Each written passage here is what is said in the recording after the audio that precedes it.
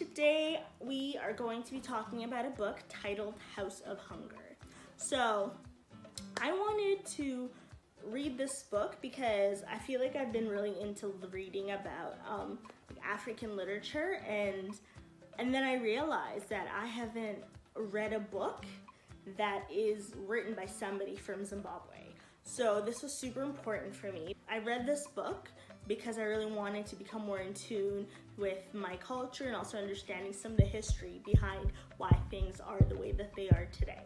So the House of Hunger, when I was reading this, the biggest thing that came to my mind the title, because Zimbabwe is derivative of basically House of Stone.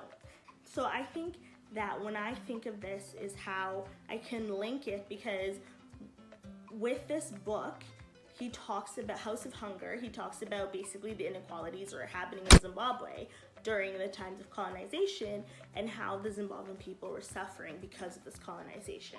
So when I hear House of Hunger and then I piece together how Zimbabwe means House of Stone, House of Stone is, when I think of that, is how powerful and resilient the Zimbabwean people are. So basically, Zimbabwe became what it was because of basically the inequality in the House of Hunger. When I read this, I think about how I can link it, because it's like under colonial rule there was House of Hunger, but then after the war, Zimbabwe and how it is now House of Stone. And to me, that is such a powerful link, because it really shows just how resilient and powerful Zimbabweans are, and how it also brings me a lot of hope.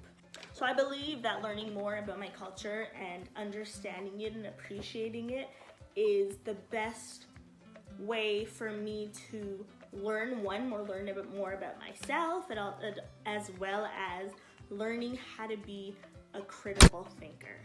And I think that the reason why I absolutely love, so yes, that connection that I mentioned before is so powerful, and it really just helps me get to a point where I have a lot of respect and love for Zimbabwe and where I'm from. And I think that as I was reading this book, it really helped me become more in tune with, my history, and how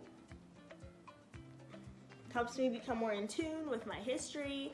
And yes, so after reading this book, I'm really interested in learning how to develop my understanding. And if you have any books that, talk about similar issues, please comment them so that, we can read together and we can both learn about who we are. So yes, let's help each other learn how to embrace who we are, and also learning that in understanding our history, then we can start looking at the future.